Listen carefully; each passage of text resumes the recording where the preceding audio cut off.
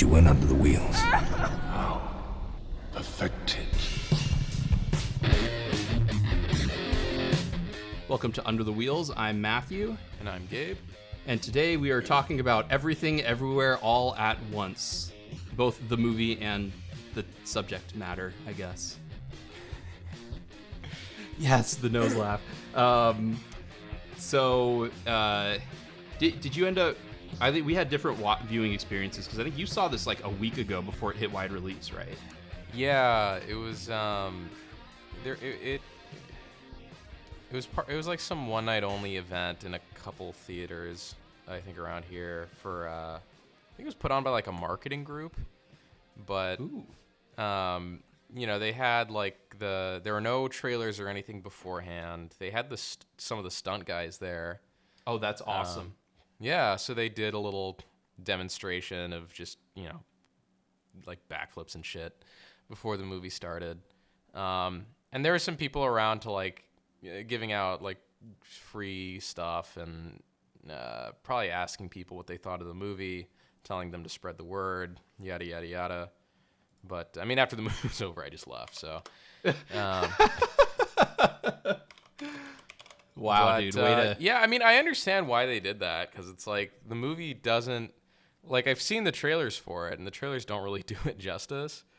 And it is kind of a difficult thing to advertise, so I understand, like, why trying to build word-of-mouth hype for it is probably the best strategy they could go for. It's funny, you say that the trailers didn't do a good job. I mean, once again...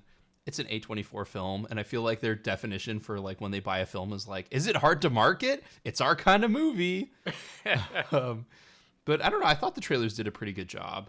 The one thing I thought was going to be different was like, I thought it would be more like The Unbearable Weight of Talent or whatever that new Nicolas Cage movie is, where it's like, this is Michelle Yeoh, but not the Michelle Yeoh you know, and then like kind of play off of that aspect of it. But like for the most part, I thought it primed pretty good what the concept science, like sci-fi wise was. Mm-hmm. And then at that, I was glad that I didn't really know anything, kind of like with Parasite and stuff. It's like the less I knew, the happier I was. Yeah, no, it's one of those things where it's like, I mean, I think you could know quite a bit about the movie and still be, you know, surprised and astonished by it. Yeah. Just because it is so what it is.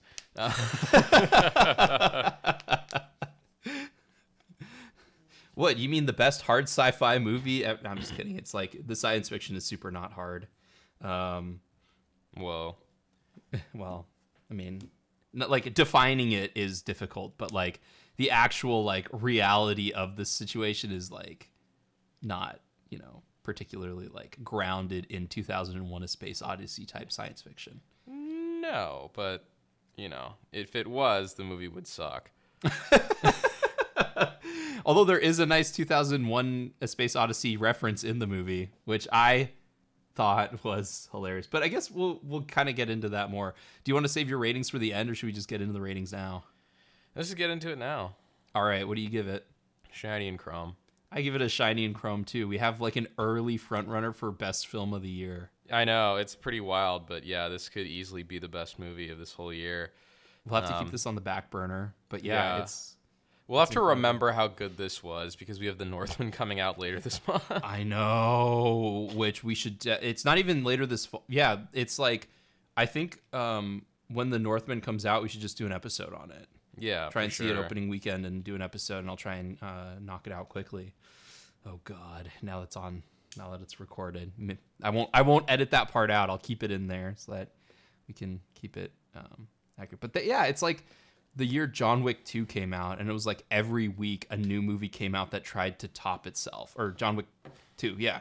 Yeah. That was the year Logan came out and everything. And I remember those two as like the movies trying to like top themselves with violence. But like it's just like surprisingly a good April. I guess like a good end of March because we had the Batman, but like Everything Everywhere comes out and it's like I felt like this was an easy movie to get pretty right, but they did a really good job of making sure it was completely right. Yeah, it's a movie that could definitely have been very okay, if they didn't like execute everything so well. Yeah. So what things did you really like? What things did you have problems with? Um, I mean, I like just about everything. You liked everything? Yeah, I You mean, liked it's everywhere that it took place in yeah, at the same exactly. time? I mean, have Okay. you seen Swiss Army Man? I have not. Okay, so Swiss Army Man is really, really good, and it's by the same guys, the Daniels, and this is like Swiss Army Man on steroids. Because the whole thing with Swiss Army Man is it starts off as like a kind of survival comedy about like boner and fart jokes, and then turns into this weirdly like heartfelt, poignant movie about like loneliness and connecting with other people and like the modern human condition. And it just changes tone without warning. And this was like that, but it kept going back and forth, and like threw in a bunch of other stuff too, like random kung fu and science fiction, and like a whole and like Wong Kar-wai movies, Yes. and Ratatouille, and like a whole bunch of other shit. Um,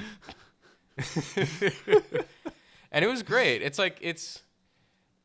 like one of those rare kind of movies, like Swiss Army Man, or like a good Bong Joon-ho movie, or even like a good James Gunn movie, where it's a little all over the place, but all the different pieces, despite clashing with each other, they actually enhance each other more than they detract. So like all the silly, like stupid comedy enhances kind of the more sentimental and maudlin parts, and vice versa, and then the action is kind of like a nice palate cleanser in between. And then, I think the whole multiverse concept that they have for this just gives them an excuse to throw like every silly idea they have at the wall, and just see what sticks, and most of it does. Yeah. The only problem I have with the movie is I feel like the first act takes too long. I was gonna say a little too long, but I kind of understood where they were going with it, and I kind of wish they had gotten there a little bit faster. But that's it. That's my only major issue with it. Yeah, you're absolutely right. Like the way that they kind of bounce everything off of each other, like it seems like a bunch of disparate things or some ridiculous things that are just, goofier just for fun, but they're able to tie everything in a very satisfying way, and even use the concept of like the multiverse. If you could be everywhere, like what if you could be everywhere, the sort of like the nihilistic point of like, if you could be everywhere and do anything, what's the point of anything? And it's like, okay, well then we're gonna double down on sort of like the feel good aspect of like, well, if you could, but like I could be bad and be like, oh yeah, it's like a Spielberg movie at the end, or it's all about the emotionality. But like, that's, I think the brilliance of the movie is like, it takes this like very heady sci-fi concept, which I guess is not that heady, but No, like I mean this, they make it very just simple and pretty like silly, yeah, to be honest. I and mean, that's the thing that I think they do well with this, is that like the movie is, it is, at the end of the day, it is a very sentimental, very maudlin movie about it's about family. It's about a woman who is kind of a dick to everyone she's close to. And it's about her learning not to be that way and accept her family for who they are and like the good that they bring to her life, instead of wishing them away for something else. Mm-hmm. The ultimate want versus need. Yep. And it does a really good job of making sure that you're not just throwing up from all that by inserting a lot of really funny stuff and a lot of like fun, cool, kind of over the top wushu action stuff. Yeah. they play the emotionality like really. I was gonna say perfectly, but I'll just say really well, because I think for some people it is probably gonna be too much. But Well, that's the thing. It's like I think that's the one thing I would ding it for. Other than I think you're right. Like the first act it could be a little shorter, but it's that it is so like over the top sentimental. But it's like that gets constantly broken up, because like if you strung all the sentimental pieces together, I don't know if I could get through that like just in a row. You know? Well, I don't think they could either. That's why. Yeah, that's why because that's like up. 25 minutes of like tear jerking. So they have to insert like a bunch of insane shit in between, but it's just like the maudlin parts are so maudlin that they sometimes feel like a bit much, but they do a good job of kind of trying to make sure you don't notice how excessive they are. Because the whole movie's excessive, hence the name. Yeah, But I mean it's excessive in a it good has way for the everything most in it. part. It's got high comedy, gross out humor, and it has like very deep sentimentality. But like I think so. One thing that I always am thinking about is like people always feel in writing that, oh, it has to be this or it has to be that. Like we can't do the same old thing over and over and over again. But like people like the same old thing done. They just like it done either in a unique way or they need it executed like extraordinarily proficiently. So like that, there's a reason why there's like a sliding scale of cliche romance novels, and some of them suck and some of them are like amazing. You know, as amazing as romance novels can be.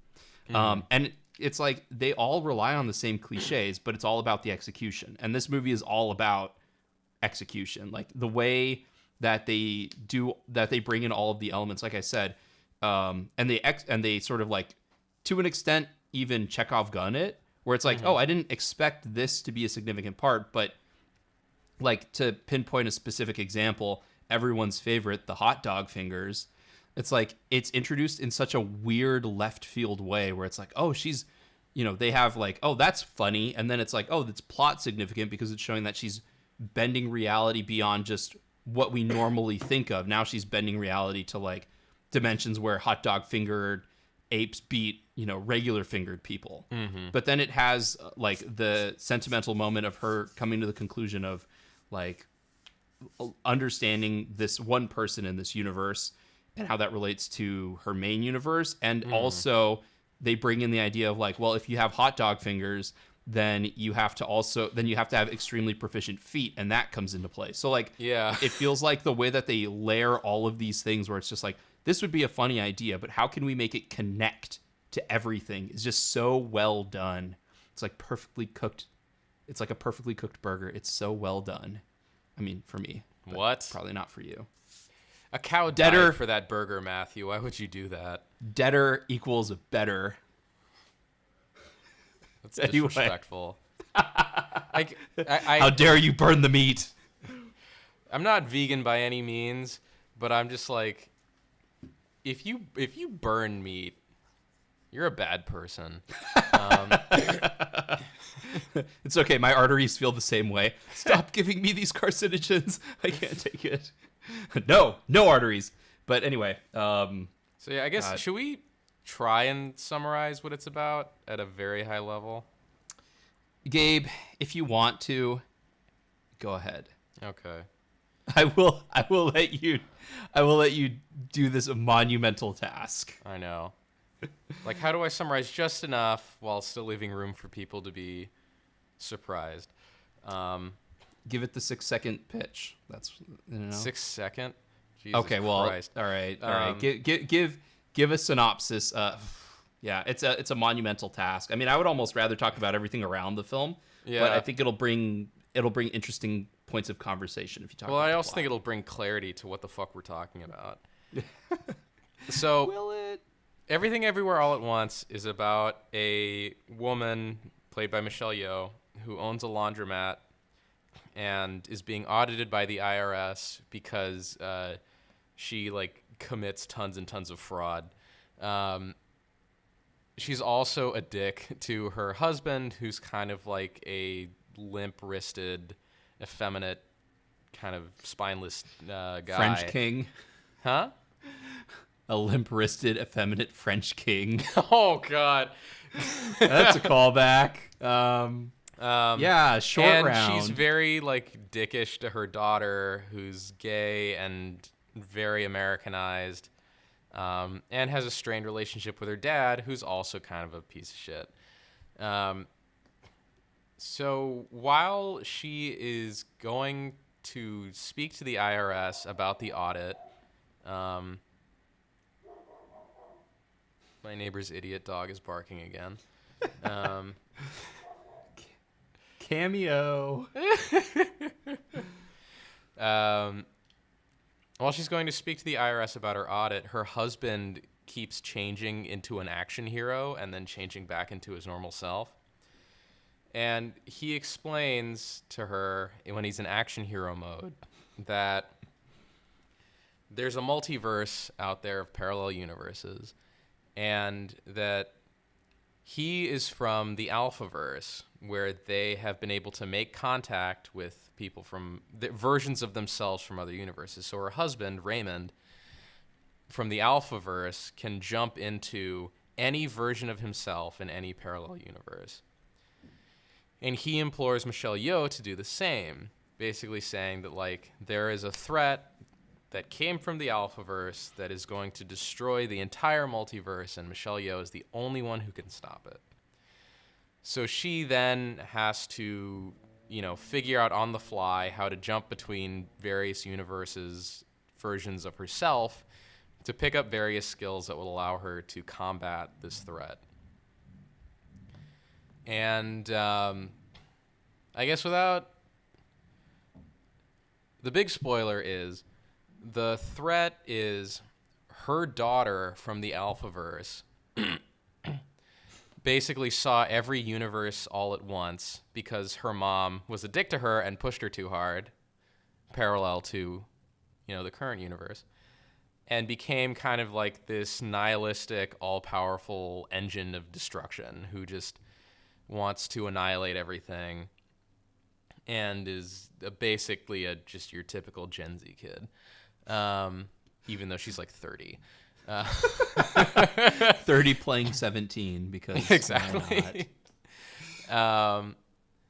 So Michelle Yeoh has to jump between all these universes to pick up skills in order to survive, but also combat her own daughter, who has become, this all-seeing, all-powerful black hole, essentially, that just wants to devour and destroy. And the whole twist is the whole thing is like Michelle Yeoh from the Alphaverse was this very powerful but still quite bitchy woman. And various versions of herself in other universes were not able to defeat her alpha daughter. But the Michelle Yeoh from this universe that we're all in, because she's an abject failure at everything she's ever tried and has so many unfulfilled dreams, she can be anything she wants. So she's able to basically pick up any skill that she needs by splitting the multiverse to create a new parallel universe that has whatever she imagines. Which is how she's able to, like, alter the course of human evolution to create a universe where people have hot dogs for hands. Among other things. They squirt out, when the hands come, they squirt out ketchup and mustard. I know. Fuck. I thought that was the point where it lost. I thought it was going to lose my wife at that point, but I thought that was the funniest thing ever. Anyway. So fucking funny. And there's, like, a whole bunch of other shenanigans, like, she at first is trying to... She thinks her alpha daughter is being possessed by some creature, and then she realizes that, no, it just is her daughter. Mm-hmm. So then, instead of trying to destroy her daughter, she tries to save her, which then gets her in trouble with the Alphaverse people. So there's, like, an Alphaverse version of her dad, who's played by James Hong, who's always great. Who has a robo, like, mecha Gundam wheelchair. Powered by Mr. Coffee. Which is amazing. So she also not only does she have to survive the onslaught of her daughter and all her like multiverse bending powers, but she also has to survive against the Alphaverse people who want to basically kill her to prevent her from becoming infected by her daughter's, essentially nihilistic ideology and using her powers to infect the entire multiverse and destroy it. By using all the while learning that she's been kind of a dick to people her whole life, and that she kind of needs to apologize for that, and that other people, even if they don't fit her standard for whatever they should be, are people too, and that their humanity is inherently valuable, among other things. Was there ever a point when you were watching the movie where you were like, how is this movie going to end? Like most of the time you go into a movie and you're like, okay, well, like take Spider-Man into the multiverse. You're like, okay, well, or into the Spider-Man No Way Home. You're like, okay, well, this movie has to have an ending. And the ending is probably going to be like some sort of slugfest. And then, either like a heroic sacrifice or he beats the villain or something like that, right? Well, I kind of figured like the emotional beats of how it would end, because those are pretty standard. But the mechanics of it, I had no ability to predict. That I figured that there would be some sort of like emotional climax. I did not know what it was going to be. So if you predicted that it was going to be what it ended up being, then man, good for you. But yeah, I did not know how they were going to find a place to end the movie. And I mean, well, I mean, it's like I said, I figured what the emotional beats would be, right? Because it's like the villain is her daughter. Her daughter in this universe doesn't like her because she's a jerk. Right. So it's like, okay, she was a jerk in the Alphaverse. She's probably a jerk in every parallel universe, and that's why the daughter is so angry. It's because she's seen every universe all at once, and there isn't one where her mom isn't a bitch. So it's like, okay, she's gonna have a reconciliation with the daughter, and her dad was a dick to her whole life, so she's probably gonna realize that, like, oh, I learned this. I learned to be this mean from my father, and she's probably gonna have to, have some kind of emotional moment with him, where he realizes that he's made a lot of mistakes, and that those mistakes have now crossed like multiple generations. So yeah, like all those things happened, but the way they happened, I could never have predicted. Right. Also, the other thing I think is important is there's a reason there's so many circles in the movie, because there's like a feeling of circularity. It's like the cycle continues. Her father was a dick to her, and she's a dick to all of, to her daughter and also everyone around her, because he was also mean to everyone. So like the idea of circularity is very prominent, and being able to break out of that circle is like, it becomes like a major theme. Yeah. No, I keep thinking of the everything bagel. I was like, God, there's like a really good bagel place that's kind of far away from here, but I was just like, God, I want a bagel so badly now. But it's only bagels open are such an noon. East Coast thing. I don't understand why people love boiled bread so much. Because if you can have if you have like a really good everything bagel with jalapeno cheddar, or jalapeno cheddar cream cheese, it's like transcendent. Also, but we live in a world where like donuts exist. Yeah, but you eat like 5 donuts and you're like, I'm not satisfied. You eat one bagel and you're like, yeah, that was I'm good. Like I don't need to eat 20 Krispy Kreme chocolate donuts, all right? Besides, they fulfill different requirements, right? Because like the bagel is boiled and the donut is deep fried. This is actually a very interesting conversation we could go on a tangent on, because I love donuts. but we won't. We'll keep it to bagels. Yeah, the fact that you don't like bagels makes me sad, because bagels are delicious. Plus, you don't want to put like cream cheese or like jalapeno cheddar cream cheese in a donut, do you? That sounds. I don't like cream cheese. Cream cheese is only good for icing and cheesecake. No, not at all. I strong disagree. This is why we don't have a food podcast. I mean, I think we're too far apart on food preferences. Maybe. But one thing that I thought was interesting is like we talk about some movies where it's like, well, what's the theme of the movie? What is it trying to say? What's its central message? And I came out of the movie with the people I was watching, and they're like, I don't know what I watched. And I was like, really? I thought they did a pretty good job of like directly explaining what the movie was about. Yeah. Like the whole last act is basically the message of the movie. Oh yeah. I mean, well, so the best part of the whole movie is that she imagines a universe where she has martial arts skills, and she gets those skills by being a big Hong Kong action movie star. Mm-hmm. Which is funny because Michelle Yeoh is a big Hong Kong action movie star. But the universe where she's a Hong Kong action movie star is like the universe of In the Mood for Love. Yeah.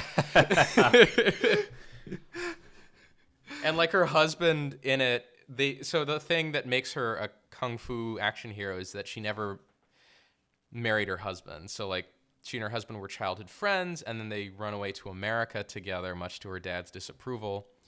So like what the branching path that leads her to all the martial arts shit is that she doesn't run off to America with her husband. Her husband goes off on his own. And they end up meeting at a movie premiere, and they have like this total like Wong Kar-wai alley conversation where everything is in like super soft focus, and all the colors are like these blurry streaks behind them. And her husband is like this super suave like businessman guy. And it's so fucking funny just because they nail the tone so perfectly. It's so that was one of the best. There are a lot of best parts of this movie. That's true, but I think that was my personal favorite, like that whole episode. But yeah, it's in that episode that like that's kind of the first thing that's the first domino to fall, is when her husband in that universe basically tells her off and says like, you think of yourself as a fighter, you think, you're doing what you do to protect people, and you try to put a noble face on it, but it's not noble. It's like, yeah, you think of me as a pushover, but I fight for people by being kind to them. Mm-hmm. And just like a Wong Kar-wai film, half of that is voiceover, but it's a voiceover for a different time. So it helps to... It's limey voiceover where they're like both looking at each other, but there's also voiceover. There was so like that's the other thing about this movie, is it has so many great Easter eggs like that. Like if you know what to look for, it's great. Like they have, my favorite is the Super Smash Brothers home run theme, the home run sound. Did you notice that when she has the pinky, she hits the guy with the pinky and you hear like the home run hit? I was like, oh yes, they got it.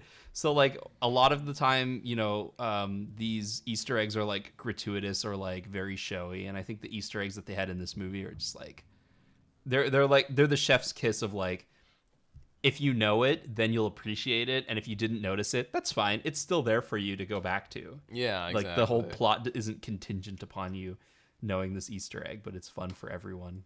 Mm-hmm. Also, Jamie Lee Curtis is in this movie, and she's really good. Yeah. Okay. Like I looked at her and I was like, is that Jamie Lee Curtis? Like I didn't realize she was going to be in this movie, and then she wasn't. I was like, oh, maybe it's just a cameo. Nope. She gets her fight scene with Michelle Yeoh. It's just, it's like she shows up as this frumpy tax accountant working for the IRS, and it's like, wow, this is a hilarious cameo. And then she just keeps going. Like, she's in the entire movie. Yeah, and you're right. She gets a fight scene. Like, she gets all these moments and stuff where it's like, holy shit, this is great. I think one of the best moments is when she's like the frumpy at the counter, and then she changes personas, universe personas, and it's like a zoom in on her gut as it just like straightens up. I was like, oh, Jamie Lee Curtis, you're so great because you literally don't care. Like, as long as it's in service to the movie, you're happy to do. I love Jamie Lee Curtis. Like, she's Well, great. and what's also really funny is like the Michelle Yeoh and Jamie Lee Curtis are like married to each other in the universe where they have hot dogs for hands, which is so fucking funny. I know, and they both have the same haircut. They both have Jamie Lee Curtis's haircut, and it's like, oh, it's amazing. Well, that was the thing is like I remember someone asked, the universe that she ends up being in, because this movie is actually, I think it's pretty good about kind of closing all of the threads it opens. And they're like, well, why does she want to be in the universe she's ultimately in? And so I know we've talked about a lot of spoilers here, but like this is something I kind of want to see if you think this as well. But like the universe that she ends up staying in is the only universe where everything, like where she has all of the people that are significant in all of the other universes, they're all only there for her in her universe where she didn't amount to much. And I also like the sort of like the humanist message of like, what your value is not necessarily like the accomplishments you make or like what you think are the most significant accomplishments. Sometimes it's just as simple as like you're messy, but you have all of the people that you love. Yeah. And, I don't think that message is like the best for everyone, but I do appreciate that as a message to put out there. I guess it feels very 2020 with the coronavirus and everything. It's like your worth is based off of the people who love you and you love them. It's like, yeah. But it's, it's true. Like that is kind of the message of the movie. And the reason why she stays in her original universe. It's like that is the one where everyone she cares about is there or still there. And I think, the whole lesson of the movie is like learning to appreciate that universe for what it is. Instead, because like that's the whole thing. She could be anywhere, anyone she wants, but she chooses to stay where she is. And that is ultimately what the movie's about, is seeing the value in that. Not looking at your life and thinking, oh, well, if only I had done this, if only I had done this, if only I was somewhere else or didn't do these things, yada, yada, yada, sort of being able to be happy with, I did make good choices and I have surrounded myself with good people. And yeah, it's not like glamorous, but, it is good. Yeah. So we would be remiss if we didn't talk about the thing that I think everyone's going to talk about is like, in order to access these I know I'm going in like a completely different direction here, but in order to access these different personalities, I love the way they explain it is like, you have to do something that will cause you to slingshot across the multiverse into a different reality. And so they have these weird things of like early on, Wayman has to like eat a stick of chapstick, and we're like, oh my god, what the heck? That's so gross. Or like, so it's like they have these little things on their ears that allow them to jump between universes. And yeah, to activate it, you have to do something. Is it like you have to do something you would never do? Something like that. Or something like that. Yeah, you have to do something crazy every time. Yeah, and the filmmakers have so much fun with it, and like, I don't think there was anything that I saw that I was like, meh, that could have been better. Like, everything that they came up with was brilliant. And if it wasn't brilliant, then if it was kind of like, oh, I think I know what's going on. Like, there's one very, like, probably middle of the movie that involves a very spiky phallic symbol. It's done in such a way where it's just like, I was laughing my ass off the entire time. I know. That guy was, asses. We'll just leave it at that. If you haven't seen the movie, you should. Like, I thought that the one thing the movie had was like, you have the brilliance of like really creative ideas, excellent execution, and then wrapped up in a nice little bow. Yeah. So it's like one of the ways that they have to jump is like Raymond has to give himself paper cuts on Yeah. the webbing between his fingers, and it's Oh. so excruciating to watch. Oh my God. I'm so glad I'm not the only one. I was like, oh, I hate paper cuts. Oh God. Like I still feel bad thinking about it. And it's weird that like out of everything, like we've seen heads blow up, but I feel like with violence, the narrower you get, the more like the more it causes your skin to crawl. I don't know about you, but like things involving finger and toenails always. Well, I think it's like stuff that's relatable. Like none of us have had our heads exploded, but we've gotten paper cuts, and we know where we wouldn't want to have a paper cut. Oh, God. But yeah, it's brilliant. They do a really good job with all of that stuff. And then like it's funny. Like, do you know anything about the history of this project? Not really, no. So the only thing that I know is based off of, reading Wikipedia and stuff. And I guess this was originally a vehicle for Jackie Chan. And the creators were like, maybe if we put a woman at the front, it will make the emotionality hit better. The only thing that I'm curious about is so the movie was made for $25 million, which to me is incredible because this movie looks like it was a lot more expensive than that with the visual effects work that went into it and just like the fight choreography.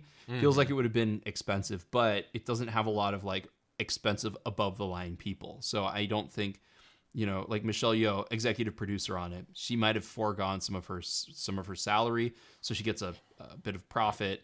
I love the guy who plays as Waymond. I'm calling him Waymond because that's what it says on Wikipedia. I think he's great. Raymond, so I know. I don't want to say his name wrong, so I'm going to do. He's known as Jonathan K. Kwan, so I'm going to go by that because I don't want to mispronounce Kwan K.Y. Kwan K-Hui. He was. You'd know him as everyone knows him, I guess, as Short Round and in the Goose and in the Goonies. I wonder if they ever considered going with someone like Jackie Chan, who could kind of do the same thing of play like the sort of like, relatable everyman, but also like the action hero for it, and then decided no, we can't do that, and ended up going with Ke Huy Quan because like I didn't know this, but he actually is a fight choreographer and does and has worked on like action movies. Like he worked as a stunt choreographer on X-Men, and he did The One, which is like, very heavily related to this movie because it involves multiverses. He was like, I'm glad he was in it because I think he did like Michelle Yeoh, obviously fantastic job, but I think everyone across the board did like an incredible job in the movie, acting wise. So they shifted it to be about a woman. They got Michelle Yeoh involved, and then Anthony and Joe Russo, who did the Captain America movies and did, Infinity War and Endgame, have just like started producing the weirdest movies, and this was one of them, and I'm happy they did. I wonder if they were able to like get some pull with some like really good stunt people to help out as well. I don't know. Maybe. I mean, it's interesting because the stunt guys, there's also an article on them. Really? The LA Times, because I think they're local. Because at the showing I was at, every time their names popped up, there was a bunch of cheering and whatnot. So I think they had like friends and family in the audience. That's all. I mean, the stunt work is awesome in the movie. Yeah, it was good. So yeah, I don't know their story, but I know that like some of those guys have been in like Marvel stuff. Like one of the guys was in Shang-Chi. So they've been in a few things. I'm trying to look a little bit on here, but yeah, I think the most surprising thing for me was the fact that Jonathan Ke Quan is like this pretty good martial artist and did like most of his own stunts. I did not see that coming, to be completely honest. I was like, no time for stunts, Dr. Jones, but apparently he's been doing it for a while. So that is really cool about like, I'm also glad that like, if that's the case and it was a lot of stunt guys and they kind of they all kind of support this movie. It's like, oh, okay, so on top of the fact that like it's got an interesting concept and it's got an interesting family dynamic and it's got all of the like it has like pretty great visual effects, and they allowed the stunt team to really shine. Is like this is great. This is what we wanted. As I was coming out of the movie, I was like, this is literally just like an under the wheels movie. Yeah. This is what we look for in movies. It's got everything done incredibly well and on a really good budget. Mm-hmm. What, like, is there anything else you want to say about the movie? Because like I know there's a lot of different places to go. Yeah. But well, I'm interesting because you're talking about in the special effects, and the special effects are pretty janky in a lot of places. Oh, you felt they were? Oh yeah, like every time the robo wheelchair moves, it looks super ridiculous. Yes. But I mean, the thing about that is, one, I guess they couldn't get any post houses to work on the movie, so they had like 10 friends who were good at VFX do all that. Really? Yeah, they had some like crazy story behind the whole VFX aspect of the movie, but I need to look that up too. The movie is done in such a way and its tone is such that like even when the special effects fail, or not necessarily fail, but like they don't look right, it somehow adds to the charm instead of pulling away from it. It's like one of those things where like everything that should be considered a fault actually works in the movie's favor. Yeah. Like, is there anything in particular you can think of that looked kind of funky? The raccoon. Oh yeah, that's okay. So the hot dog fingers, like you can see the glove on their hands. Oh, okay, all right. The wheelchair. Yeah, the wheelchair to an extent. I was thinking, like, when I think of visual effects, I'm thinking of like the transitions, the splintered glass, the ending fight scene where it's transitioning from all of the different galaxies, like all of that stuff. Although I guess that's more editing than anything. But yeah, I can see that the special effect, because yeah, that raccoon looked super janky. But I agree, all of those things kind of adds to it. Yeah, I'd agree with that. Yeah, like they had to shoot around the robo wheelchair, and it looks kind of bad. And it's like, okay, well, we know that they didn't put their budget towards this. Moving on. But the actual like digital effects, to me, I thought like it's crazy to think that they only had like a handful of people doing all this work, because like a lot of it looks fantastic, and a lot of it is also like the lighting they used when they're doing the transitions, and they have the sort of like the blue and red and purple lights like going around them. It's just like, it must be really nice to have programmable LEDs that they can just stick in their faces and it's like, all right, and go, and we shoot the scene. Yeah, we didn't talk about the raccoon at all, and how they have like a Ratatouille parody like in the middle of the movie. Yep. That's awesome. Which also like ties into a completely unrelated thing. Cause her, like, she imagines a universe where she's a hibachi chef, so she has good knife skills, so she can fight people with like not a knife, but something very similar to a knife. Right. And then like sort of an unrelated tangent is her like not being able to remember the name of the movie Ratatouille.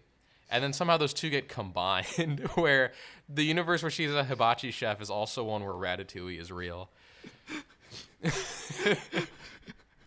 Like, and then the end of the movie is like, yeah, and it actually has like a really goofy, ridiculous payoff towards the end of the movie, where they tie in like a different point about it. So good. Oh, so good. Raccoon Tui or whatever. I feel like there's a lot more to talk about, so I'll hand it to you. What else was like? Actually, let me say this as well. Like, they actually have a lot of fun playing with aspect ratios in the movie. Yeah. This is the super Matthew thing that like no one else gives two shits about, but I love pointing out. They do have a lot of fun with aspect ratios, and they can kind of like how Wes Anderson and other directors will use aspect ratios to help differentiate the time frame. the Daniels do that as well, where they have some fun, like, oh, when you're in this moment, we're gonna have, it's like an action scene, and so like, you know, the bars come down, so now we're in like an anamorphic action movie, and then it's in this typical thing, and we're back to like 3:4 aspect ratio, and this is a different regular life, and it's 16:9. So I thought that was fun that they got to play around with that and use that to sort of like emotional and psychological effects where you're not really supposed to know what's going on, but you see them out there. Of course, my thing about aspect ratios is like most people just do everything in 16:9 and then put like a black bar on top and on the bottom. That's not how you should edit aspect ratios in Premiere. But that's anyway. But you know all about you and your aspect ratios. Oh my god, I know. I'm such a film dork. God, I'm the worst. Did you appreciate the googly eyes in it? Yeah, they actually handed out packets of googly eyes after the showing. Did you put one on your forehead? No. Because your mind was opened up to possibilities. You opened up your mind's eye. No, but the googly eyes were one of the best Chekhov's gun devices I've seen in quite a long time. The googly eyes are like, it is pretty impressive. It's also impressive that A24 basically made an entire marketing campaign about like, this is going to be the movie known for the googly eyes. Yep. So I just thought of H Bomber Guy and his video on ukulele where he's wearing googly eyes. I was like, the Daniels must be fans. They must know. Apparently H-Bomb has a lot of fans. I know. He's got 1 million subscribers, dude. Well, it's kind of like Red Letter Media, where it's like they have. It's weird how many people are fans of Red Letter Media. Yeah, and then also kind of depressing when Red Letter Media goes after one of their movies, and then they're no longer fans of Red Letter Media. Wait, what? Who did that happen to? Is like that was Rian Johnson with The Last Jedi. Red Letter Media just like completely misunderstood everything that was going on in the movie. Well, not completely, I don't think they misunderstood. I think they were pretty spot on. I don't think so. They missed some things where it was like, I don't understand this, and it's like it's explained as 1%. It's in the movie. But to be fair, like I feel like Half in the Bag is probably their worst show. I think Review is their best. Review is my favorite. I only watch Best of the Worst. Oh. But it's like speaking of H-Bomb, like both H-Bomb and Ben Shapiro are huge Red Letter Media fans. It's like you can't get more divergent than those two. No, you can't. It crosses all barriers. The only thing that would make it more barrier shattering is if it's just like embraced by like the entire LGBTQ community. Then I'd be like, all right, that's pretty impressive. I mean, because that would be like everything and everywhere, and they would all embrace it at the same time. I'm waiting to find out if Barry Jenkins is a fan. Oh my god, that would be amazing. Amazing. Is Barry Jenkins like in transition or something? No, but he made Moonlight. Oh, okay. Yeah. I thought he had a wife. I thought it was just like he was drawn to the appeal of it. I'm trying to think of like Laverne Cox loves Red Letter Media, since she's the only go-to prominent trans actress that people will cast. Bruce. Yeah, I was gonna say Bruce Jenner, but I was like, no, I don't remember what her name is. Caitlyn Jenner. Yeah. Yeah. She's just like, I support Red Letter Media. I love Mike Stacklasa. Okay. Oh man. I hope they do an Everything Everywhere All at Once Half in the Bag, but I don't think they're going to. I think they're going to do that at like the end of the year. They're going to be like, I saw this movie. Like, oh, it'd been really good if you guys talked about it for an hour and a half. Everyone should see this movie. Everyone should. I really did think that it was going to lose my mind, especially the moment where like Michelle Yeoh just like hose vomits everywhere for like a solid like 30 seconds. I thought that was going to lose her completely. Yeah. Like, because I thought it was anytime they have like the over the top hose vomit, I find it hilarious. Just how not to bring even more people from the obscure fringes of what we like, but Jeremy Saulnier is like, I don't like fake vomit in movies.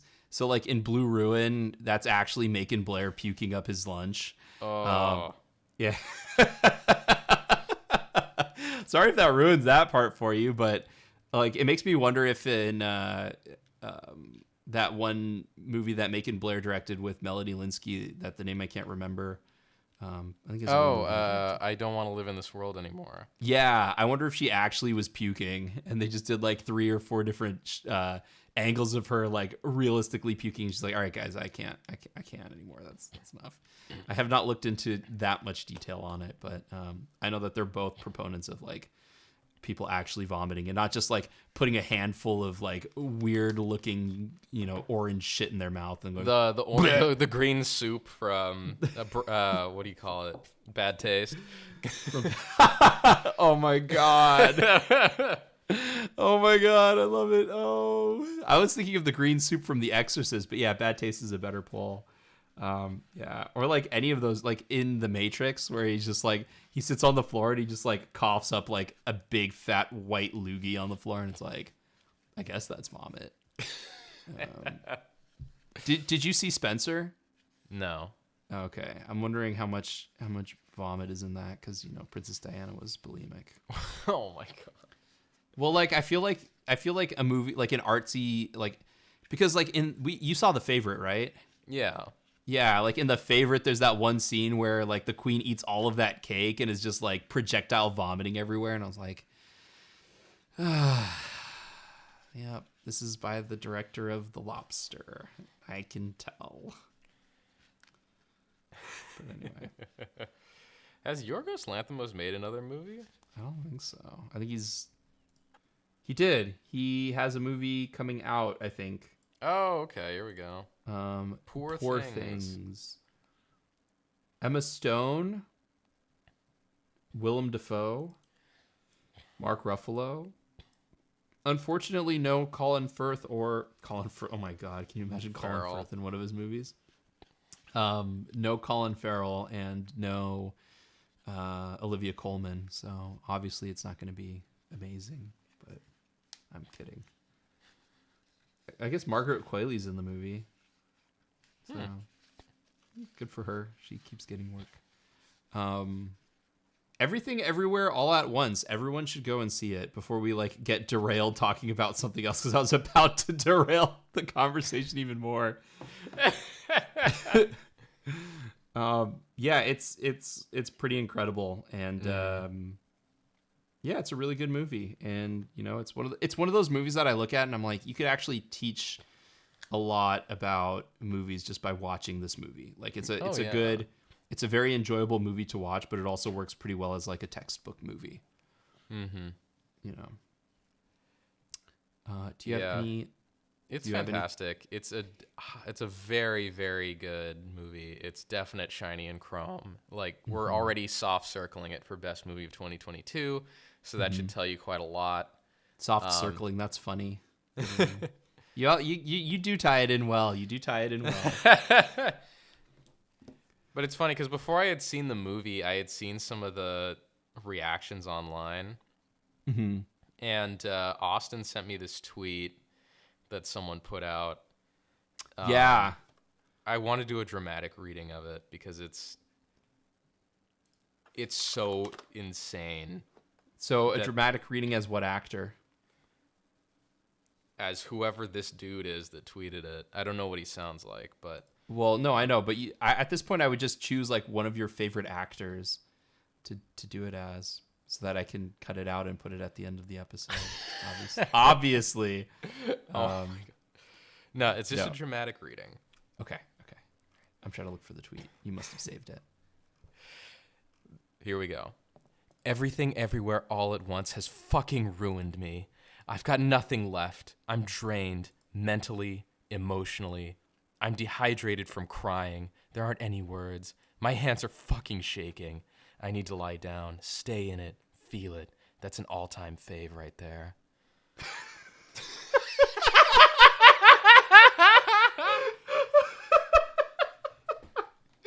I need to remember that because I need to make sure I put that as the you know how like the movies will have quotes next to like 5 stars from Peter Travers, so I'll put that and just put anonymous.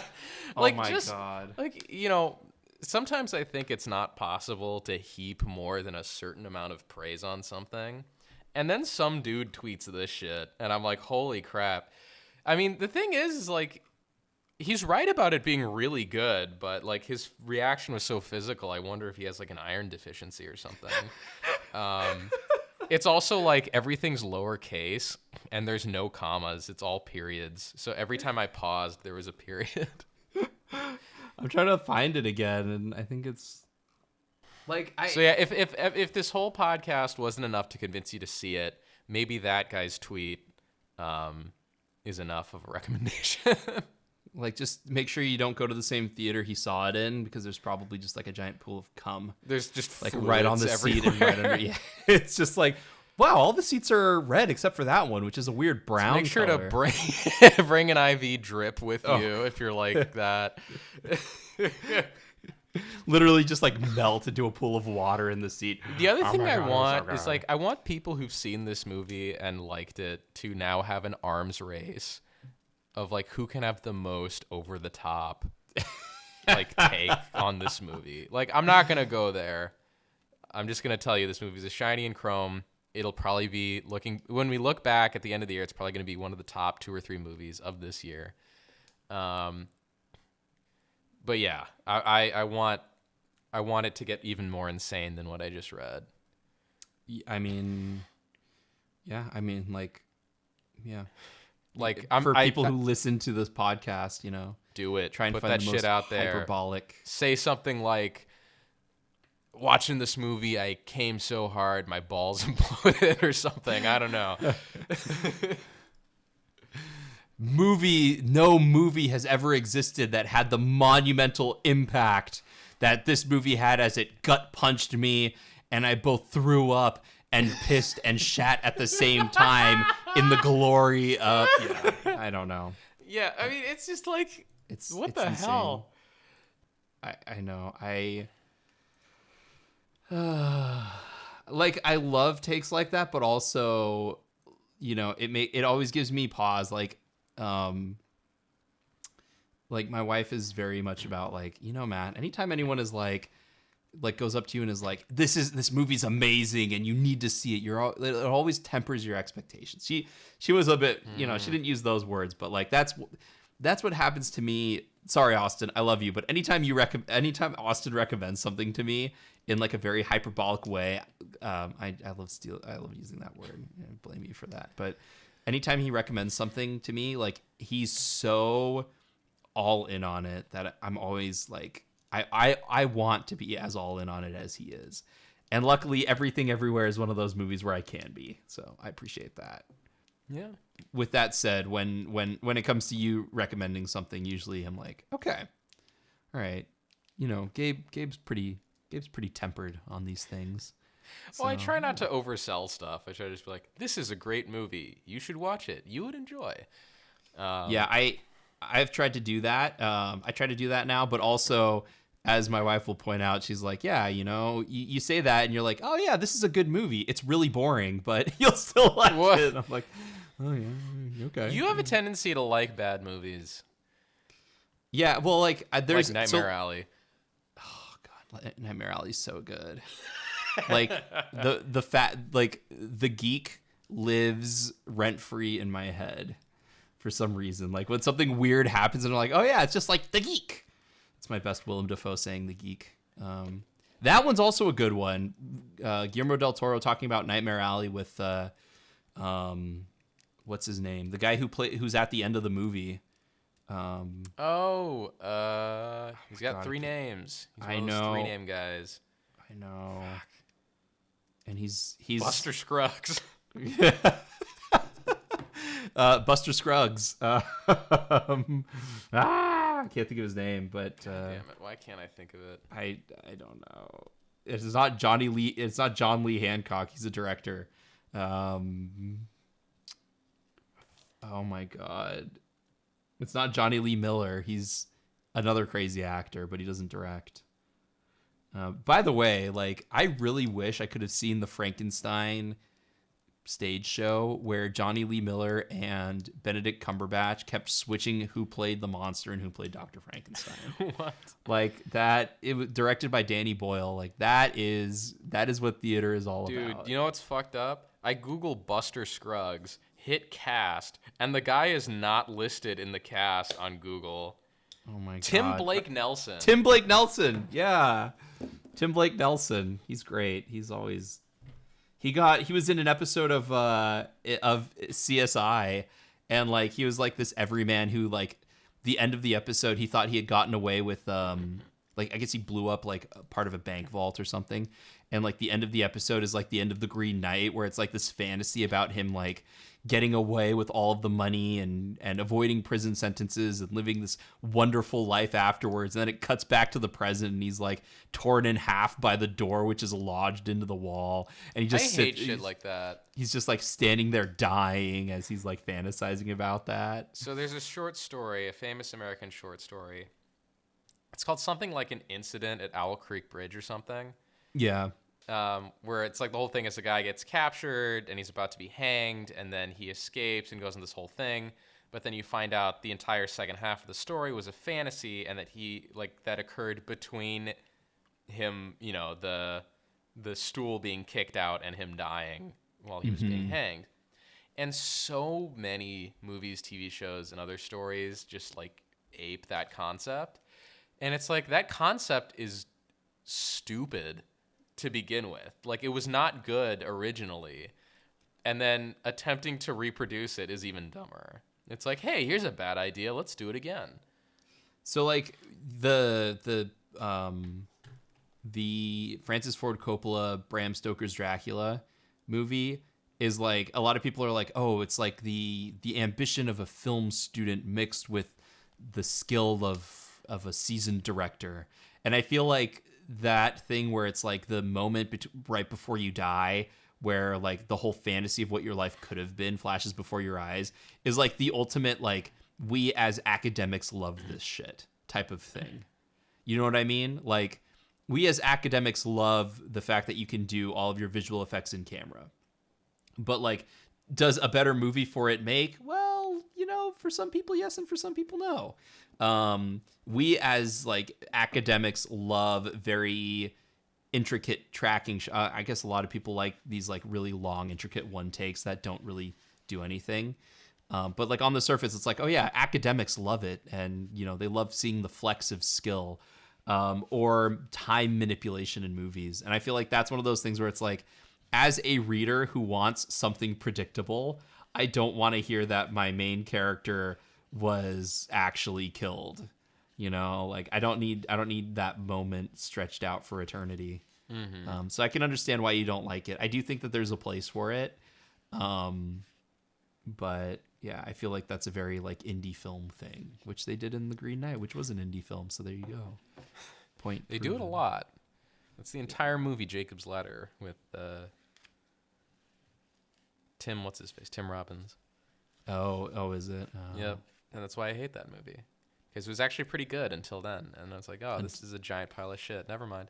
So we know what you're like. We know what one of your major... Like, I didn't even know this about you. I didn't know that was a major pet peeve of yours. Oh, yeah. If you do that in a movie, I will instantly hate the movie and you. Dang. So The Green Knight gets like a lot of kudos for like being able to rise above that for you. Yeah, pretty much. Especially because it's like at least left ambiguous what happens. Yeah. I mean, this is kind of this. I mean, Everything Everywhere is kind of like it does that, but in a very like fun way, where it's like, this is what everything could have been, but like that's what Everywhere, the whole movie all is at about. once. Yeah. But yeah, it's funny. Like, I still stand by the idea of like, even if it's like a concept you hate, if it's done really well, then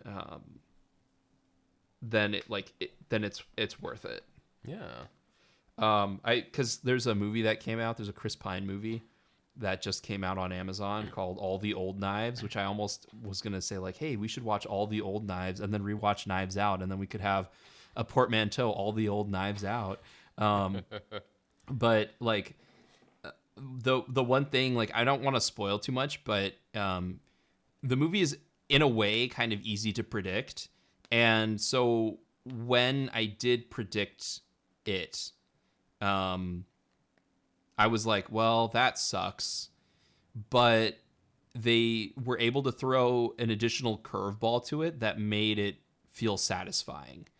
So like an example of that not working is like if you've ever watched Taking Lives starring Angelina Jolie and Ethan Hawke. What? Oh God, that's that movie.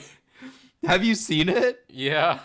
So the advertising campaign, they were like, it'll keep you guessing till the end and you'll still be wrong. And I'm going to spoil Taking Lives for everyone. So like the plot is like they throw a red herring, like Kiefer Sutherland is supposed to be the bad guy, but it turns out that the bad guy all along was Ethan Hawke. But Angelina Jolie's character had sex with Ethan Hawke. So like it cuts to like 9 months later and Ethan Hawke goes to visit her and she's, 9 months pregnant or whatever. And he's like, I need to see my son. And she's like, oh no, blah, blah, blah, blah, blah. But then they find a way either to kill Ethan Hawke or capture him. I think they capture him alive. And you're like, oh, wow. Well, I did see the twist of Ethan Hawke being the bad guy. And then it's revealed that she wasn't pregnant at all. And that's the twist that you're going to be wrong about. Yep. Oh, that's cheap and done kind of poorly. I'd say also the twist in Shutter Island is done well, but also like to me was unsatisfying. I haven't watched Shutter Island since it came out. I've never seen Shutter Island. Oh. Shutter Island and Inception coming out so close to each other was kind of bad for Shutter Island because then you were looking for the twist. So actually, to that end, if you had found out that like the whole heist had been the whole planning and execution and recovery of the heist at the end of Inception, if it turned out that he was in a dream the whole time, would that have ruined the movie for you? Yep. Like those fan theories where it's like he's in a dream. Does the that ruin top, the movie? bro. What about the top? The top doesn't stop. They're closed. He sees their faces, but is that real? He takes that one drug, so he's in a dream state the whole time. He never actually wakes up. He doesn't grab his... It's like, I think Christopher Nolan himself said, anyone who speculates on that has completely missed the point. Yeah. But... And he's right. He's right, but also it's his fault for them missing the point. It's like when everyone speculates, and I know I bring this up way too much. Everyone is like, they watch Citizen Kane and they're like, what does rosebud mean? And it's like, if you're speculating on the significance of the word rosebud, you've missed the point of the entire movie. Mm-hmm. And I still stand by that strongly because like moments before, the character who's basically our point of view character summarizes the entire point of the movie.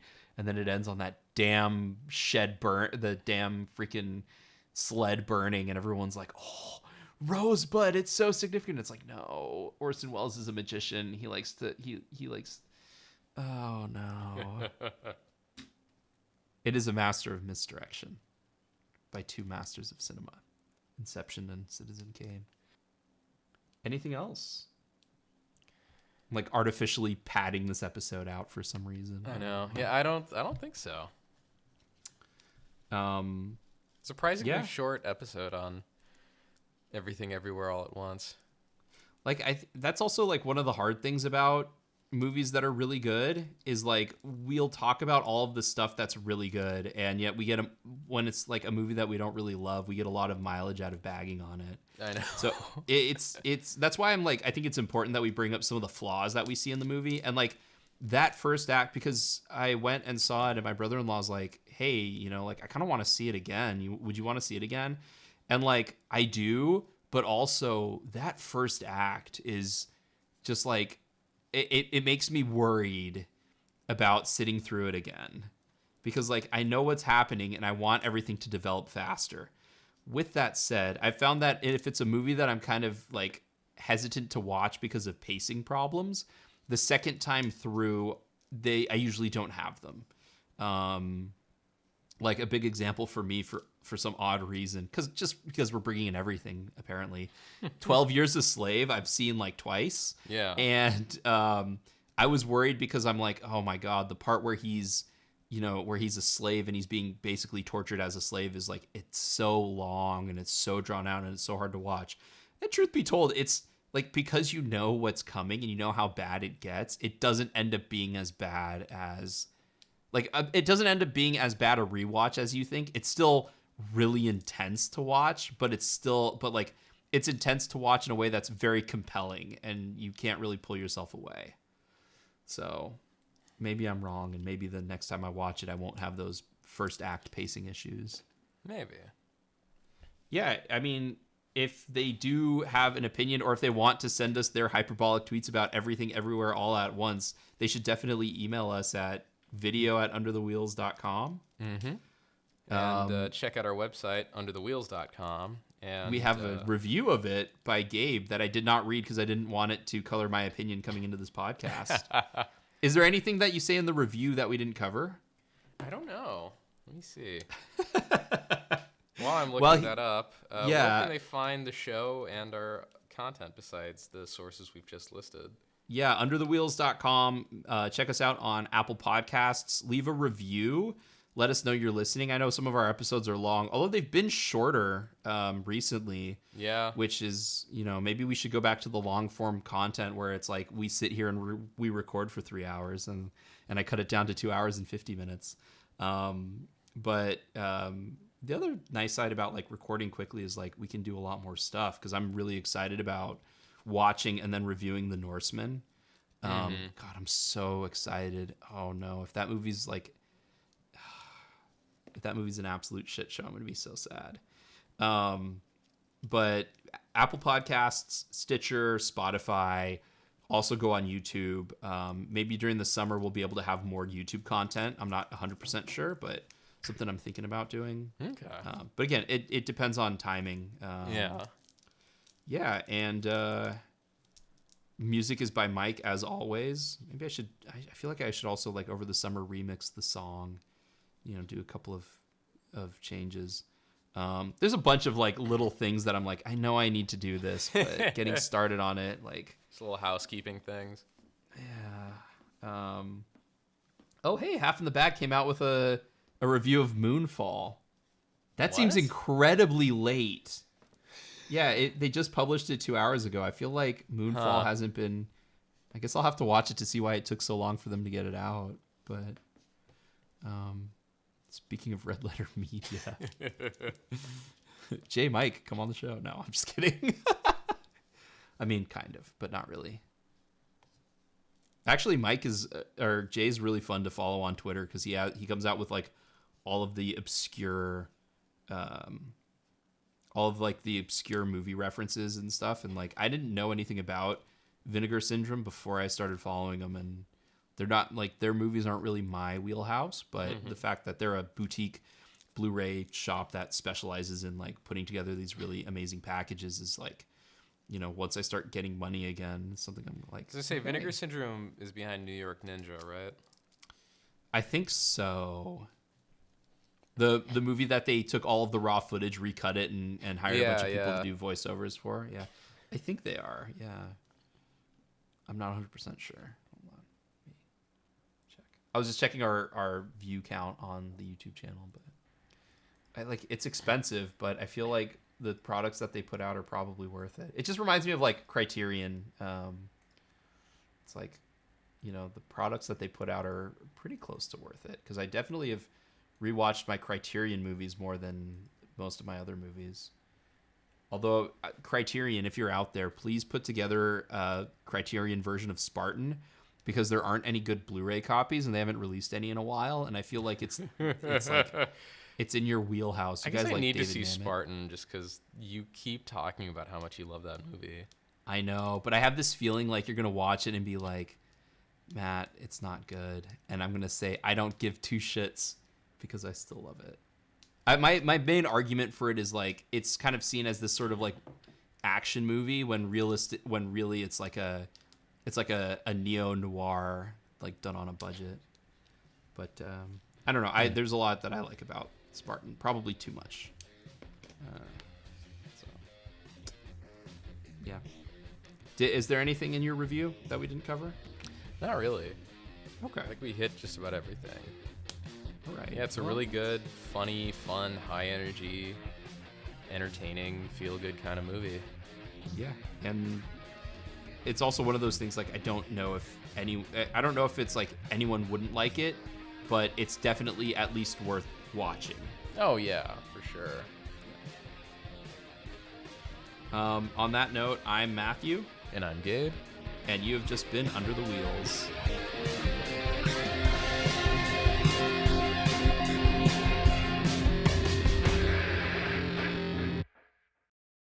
Like that's the okay. So like Chris Rock was one of those comedians complaining about like, oh, I can't tell my jokes on college campuses anymore because like I'm afraid of getting because college campuses are too which I'm like, dude, I feel like college campuses have always been like that. But anyway, and then I listened to some of his jokes and I'm like, yeah, but they're also like super like milk toast. And that was the thing about the Jada Pinkett joke. It's just like, or the Jada Pinkett Smith joke. It's like, it's so milk toast. Well, wasn't it It's Jerry such a nothing. Seinfeld, of all people, who was like, I can't perform at college campuses anymore? Yeah, he's And then it's offended. like, if there's one comedian Yeah. who is, I'm pretty sure you're safe at a college campus, it's Jerry Seinfeld. Well, he can't tell his joke about something about like a gay French king. And like that's why, because he doesn't want to drop the word gay from his joke about like someone like bending his arm over. And I'm like, yeah, I don't know. Jerry, but yeah, that's true. Jerry Seinfeld is also, because I think Chris Rock was talking to Jerry Seinfeld about that. And it's like, but you guys are like your jokes are like nose laugh jokes. Even he was like, oh, Javier Bardem and Penelope Cruz are in the same category, but of course, you know, Javier Bardem can't win if Penelope Cruz doesn't win because insert like 1950s style marriage joke here. Well, I mean, Like, that's the okay. Oscars, though. Chris Rock doesn't write those jokes; he just says them. No, I think he wrote them because that wasn't teleprompted. Because like when Will Smith got up, they were like, "Oh, maybe this is part of an improv bit that they did." Like Well, a lot of the comedians who come up do like their own, you know, completely watered down material. To be fair, I don't know, because the show has writers. Yeah, it does. It has writers for people like Clint Eastwood when he came up there and he's like, "Oh, I'll translate for my friend Ennio Morricone," and he's like, "I don't know what that word is." And I'm like, "Oh, so you're not translating his Italian speech? Gotcha." I'll All translate right. for the stool I talked to at the Republican National Convention in 2012. I still like. Good Lord, I love Clint Eastwood, but I'm never gonna like forget that whole thing of him talking to a stool for 30 minutes. I know. It's like a stool labeled Obama. It's like, Yeah, really, it was just like, really? what the fuck is going on? What are you? It's like that and Gal Gadot singing Imagine on fucking Zoom. Like, Oh, those I are know. two of the cringiest celebrity moments in the last decade. I know. I was watching a video about it, and like I think she's like come out and apologized for it. But like I watched it having not seen it in a while, and it's just like her and all of her buddies getting together to like do this thing, and I'm like, oh no. It's like the like when all the celebrities in black and white are like, I'm responsible or whatever, and it's like Aaron Paul doing his best like intense acting moments again. Oh my god, dude, that video was also so Super stupid. cringy. Oh my gosh. Wait, was that about Black Lives Matter or I don't even Me remember. Too? I think it was I think it was Black Lives Matter. I'm responsible, bitch.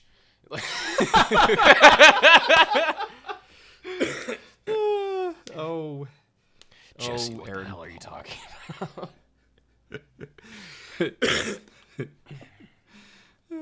And no, it's bad. Like I don't know, celebrity activism is like it's the same with like George Clooney. Whenever he's like I'm opposing all of this stuff, I'm like I really don't care. Like I can see it's taken me a while, but I can now see why people like Austin and to an extent you are so against like, oh my god, celebrities are speaking out about this thing. Yeah. Why? It's like, George, your job is to look good and be charming. Just do that. And sell Nescafe. And make millions of dollars doing so.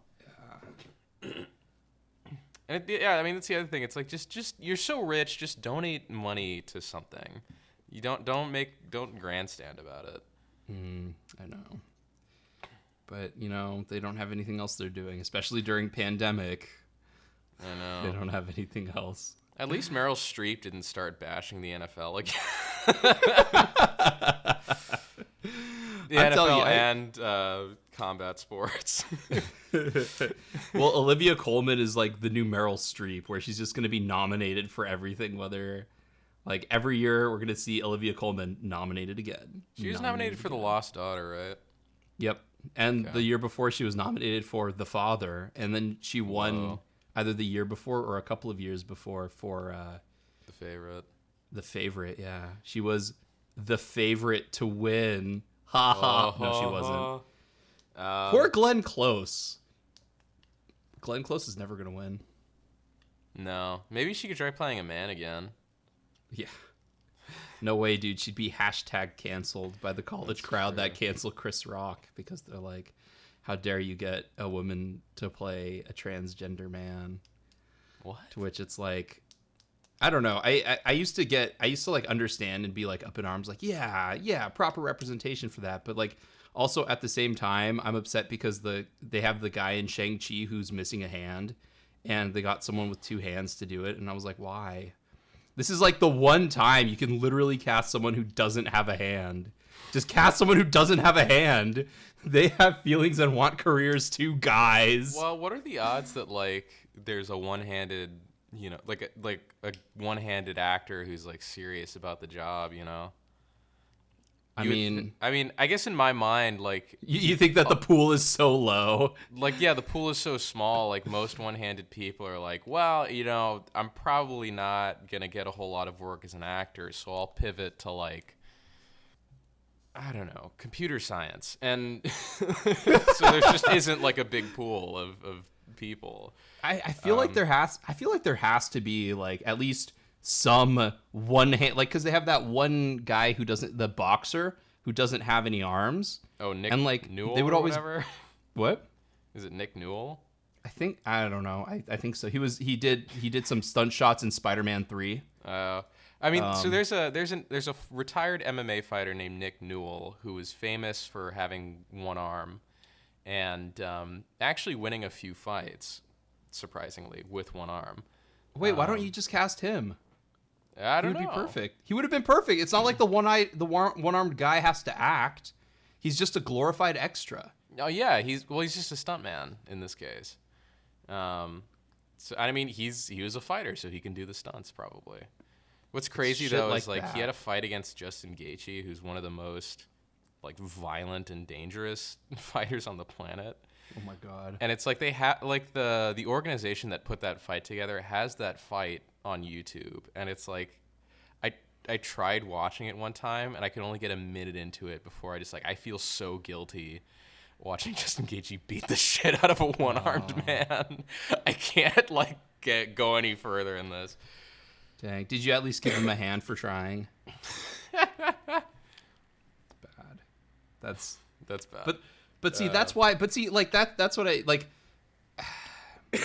As we get more into the proliferation of like, sort of like sex blind casting, and sometimes you have like the gender blind casting and stuff. I'm like, I understand the people who are like outraged, but we are starting to get a little bit more trans representation, which is good, even though it's all going to be just like independent films. Like, I don't think the people who started it's not going to be just Laverne Cox. It's Laverne Cox in the mainstream, and then Sean Baker will represent some of them in his own indie films that no one sees. Well, yeah, Sean Baker will hire like trans non-actors in like, his whole like naturalistic non-actor thing that he does. Yeah. Did you see Red Rocket, by the way? I still really need to see it. Okay. I also have to finish the Florida Project. I only ever got halfway through. But like Tangerine is really good. I know I should watch it. I haven't. I mean, it sounds like super gimmicky because it was shot on iPhone, but it's actually a really good movie. Well, that was the thing. You kind of don't notice that beyond like the first few minutes. You kind of don't notice it was shot on an iPhone. they did it for practical reasons. He was just like, yeah, I didn't really want to be like the first film to shoot on an iPhone. I like film, but it was cheaper to just like I could actually get it made for the budget that they were giving me if I did it on an iPhone. So I was, all right, fuck it. Let's get 2 iPhones and some lens adapters and shoot this shit. So yeah, I got to do what you can. I mean, especially when he's slowly working his way up the budget ladder. I hope. Yeah. I hope. Well, I mean, the other thing, it's like when you talk about representation, especially when it comes to like, you know, like there's the danger of running into situations where like every deaf woman is played by Marlee Matlin at some point, or like then every one-armed guy is Nick Newell. So just because like again, you're not. I feel like a lot of those people who otherwise might be interested in acting were discouraged from it so long ago that there isn't a very deep roster of candidates to pick from. But I could be wrong. Well, the other thing is like you have. I also think about like the case of the Token, where it's like you have the one person who broke through. That's good enough. We have that one person. So then Hollywood's like, oh, we don't want to take a chance on this deaf person, but we know that Marlee Matlin is known to be a professional and she's good, and we can use her. Let's cast her. So again, I think it's out there, but you have to start like it. You need like the Spielberg of people with disabilities directors out there. Like you go out there and you just get a bunch of child stars who are like going to be able to do this thing, and like, okay, that's good. Yeah, we got a bunch of, we have a new pool of disabled stars, like the girl from what is it? The Quiet Place. Like it's like, okay, well she's going to use her 15 minutes and let's see if she can spin that into like a career. You know, but I guess it's also kind of sucks because like they talk about this with sort of queer cinema, how like 90% of mainstream queer cinema is just about people coming out to their parents or people coming out to the world. And how they're like, you know, what we want in queer cinema is like stories about our lives where it's like exactly the same as any other romantic comedy or as any other action movie, but the main character is gay. And so it's like, instead of having female character that he has to rescue, it's like, it's a male character. So like getting past sort of like the, not like, I don't want to say cliche because it sounds bad, but just like we need to, you know, if they want to evolve the cinema, you have to get past like the cliche representations or like the tropes of the genre and create new stuff. And I think for people with disabilities, it's hard because it's like, they're always going to be seen as an actor with this disability first and not be able to go out for roles where it's like, oh, you don't, you know, it's not important that you have this disability. You can go in a different direction, you know. Also, I watched This Means War because... That's right, because it's got Tom Hardy in it. It's got Tom Hardy and Chris Pine in it. How is and it? You know what? I fucking loved it. Really? Yeah. Huh. It's so, like, I thought it was going to be really... It's written by Simon Kinberg, too. Like, he was one of the co-writers. So, like, it's not quite as cringy with the whole, like, escalation of conflict as you'd think. There's enough... Like, it has the sort of cliche moment where they're like, we're friends, but we're no longer friends because we both love this girl. And, like, it's predictable as hell, but, like, it is fun watching Tom Hardy when he was trying to be sort of, like, the charming character actor. Mm-hmm. And then you look at him now and he's just like the insane actor. And like Chris Pine when he was like the charming, suave ladies man. And then you look at him now from Princess Bride 2 or Princess Diaries 2. Well, it was after that. It was he was like his Kirk persona, right? So he's like, I'm a charming ladies man. But if you look at all of the roles he's taken since then, he's like this sort of like dour, stoic, quiet, slow moving guy, introspective. And it's just like, what happened in the 10 years between like This Means War? Because it only came out 10 years ago. 10 years between This Means War and now. It's just incredibly nuts, the trajectory of the two actors. It's crazy. And then like, yeah, the main draw at the time was Reese Witherspoon. Like, it's like baffling. That is pretty wild. And like, why would they do this movie? I don't know, but it's there. And you know what? I'm okay that it's there and it's real. Because like, they at least got to work together. So, yeah. That's not like, I would say like if you ever wanted to watch it, you put it on with your girlfriend and you watch it. It's not something you would like watch alone. It's like, oh, all right. And then hopefully it like blunts the edge of like criticism. Cause like, UCI alum McG directed. So That's right. McG. Yeah. McG. And the camera work. That's something else I was going to talk about to you. But it is better as a post-podcast talk, is like they actually have like the camera work in that movie is like the image is overly color graded in that way that McG does, which is going to probably be tough for you. But they actually have an homage to the Goodfellas tracking shot where he goes like in like, around the Copacabana. But it also is like McG completely does not understand the reason why Scorsese chose to do it that way, and so it comes out a little bit hollow, but it's still fun that it's there. And then the last thing I was going to say was I was rewatching Gangs of New York, which I hadn't actually rewatched all the way through in a while, so I'm slowly going through the whole thing. But he has a tracking shot. I think his best tracking shot is in Gangs of New York, because it shows the life of an Irish immigrant in America in the 1800s in one shot. And it's just like, it's so good that like, if I ever get a job teaching film, I will show them as like, there's two types of tracking shot. There's like the really flashy ones, and then there's the ones that tell a complete story. So yeah, Gangs of New York, underrated classic. Amsterdam Valen. Still the best. What a name. Amsterdam Valen. Daniel Day-Lewis is great in it. If a little bit, if maybe a little too much. I wouldn't want anything less from Daniel Day-Lewis. That's true. I'm going to paint Paradise Square in his blood. 2 coats. Great. Excellent. And like, dude. And Liam Neeson as another dead father figure. Yeah, Liam Neeson, he wanted to be Lincoln for Steven Spielberg, but then Daniel Day-Lewis literally kills him in Gangs of New York and becomes Lincoln for Steven Spielberg and wins an Academy Award for it. That's the thing. It's like, I want to watch Lincoln again, but it is kind of boring. But Daniel Day-Lewis is so good at it. Even if he almost died because he got influenza and refused to take cold medicine.